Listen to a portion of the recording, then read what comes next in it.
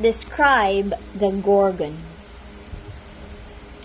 So the Gorgon's hair was What is a Gorgon? the Gorgon was a monster, and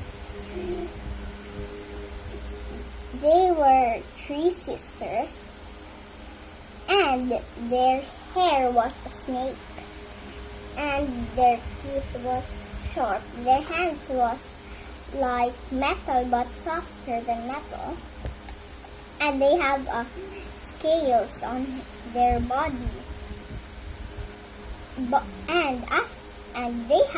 And if you watch their face, you'll become a cold rock.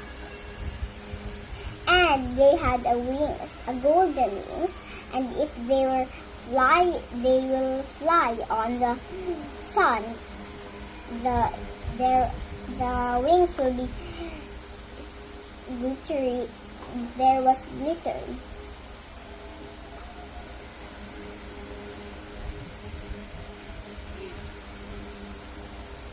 That's all? Yeah.